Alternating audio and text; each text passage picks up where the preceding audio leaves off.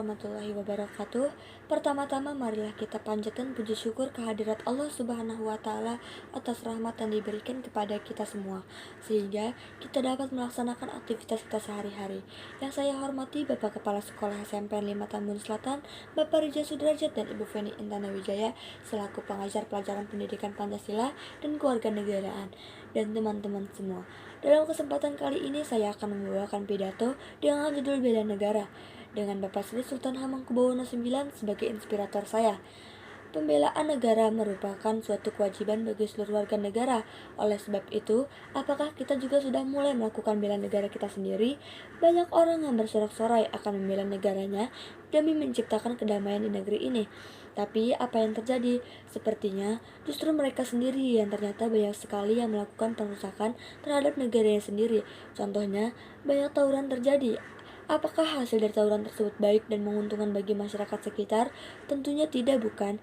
Itu perbuatan yang menghasilkan dampak buruk seperti kerusakan terhadap fasilitas masyarakat.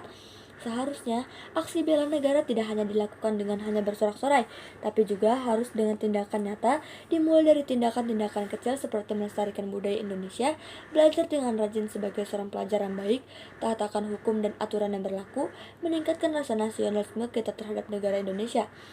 Kita yang merupakan generasi muda, terutama anggota pramuka, yang dimana juga merupakan motor penggerak perkembangan negara Indonesia kita ini, sanggup meningkatkan rasa pembelaan negara kita terhadap semua warga negara. Karena biasanya yang paling berpengaruh terhadap perkembangan suatu negara merupakan para generasi muda itu sendiri. Teman-teman sekalian, kewajiban bela negara tidak hanya diperuntukkan bagi generasi muda saja, tetapi juga untuk seluruh warga negara itu sendiri.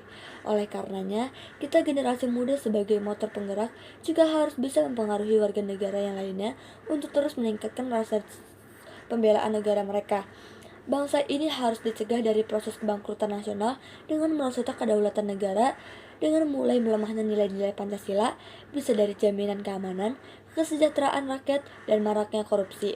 Untuk itu diperlukan keteladanan dari pemimpin negara yang memiliki karakter dan visi yang kuat dan selalu berpihak kepada kepentingan rakyat.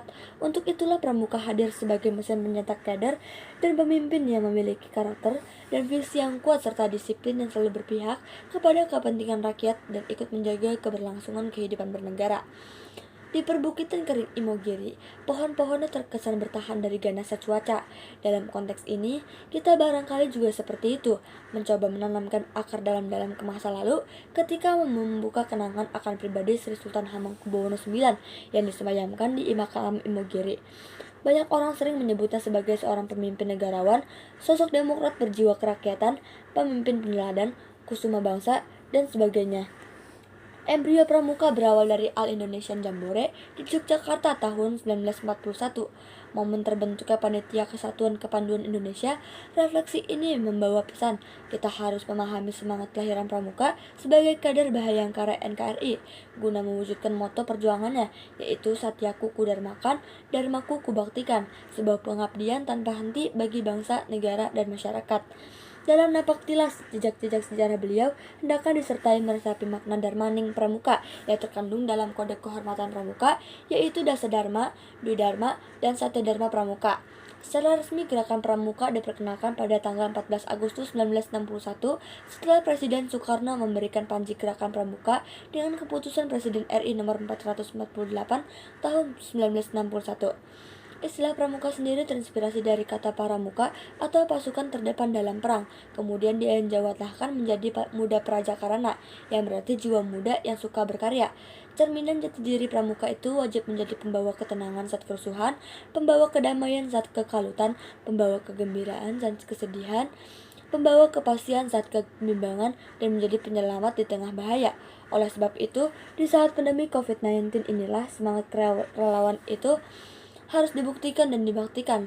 Bagi yang kompeten, bisa menjadi relawan kesehatan atau sekadar meringankan beban dengan memberi penghiburan dan santunan bagi mereka yang terdampak. Saat inilah watak pramuka yang rela berkorban sebagai penolong budiman itu diaktualisasikan agar orang lain selamat. Singkat kata, pramuka benar-benar diharapkan hadir dalam setiap musibah. Memang sejarah pramuka berhubungan erat dengan sosok beliau yang menjabat Ketua Kuartir Nasional pertama hingga 4 periode sampai dengan 1974. Misalnya, Pada September 1974, Sri Sultan Hamengkubuwono IX melakukan penggalangan dana untuk membantu pendidikan anggota pramuka. Saat itu, beliau melelang mobil miliknya. Bahkan sebelum negara menetapkan, Munas Pramuka 1988 telah mengukuhkan gelar Bapak Pramuka Indonesia karena beliau mencerminkan seorang guru dan panutan bagi gerakan pramuka. Beliau telah mewasiatkan bagi kami semua, jangan sekali-sekali mengkultuskannya. Dan benar, sanjungan pengkultusan tidak ada gunanya buat almarhum. Sebab kesederhanaan adalah letak karismanya, ketulusan adalah titik api kekuatannya, kerakyatannya menjadi ilham pemimpin-pemimpin bangsa ini. Sebelum mengakhiri pidato ini, marilah kita memanjatkan puji syukur kehadirat Tuhan Yang Maha Esa, Allah Subhanahu wa Ta'ala, seraya mengirimkan doa bagi almarhum dengan melafalkan surat Al-Fatihah guna melapangkan jalan almarhum menghadap Sang Khalik. Akhir kata, semoga Tuhan Yang Maha Kuasa berkenan melimpahkan berkah dan rahmatnya agar pikiran-pikiran dan tindakan ngarsa dalam Sinuhun Sri Sultan Hamengkubuwono IX yang visioner mendahului zamannya dapat menjadi inspirasi bagi generasi muda Prajakarna, calon pemimpin bangsa. Sekian dari saya, terima kasih. Wassalamualaikum warahmatullahi wabarakatuh.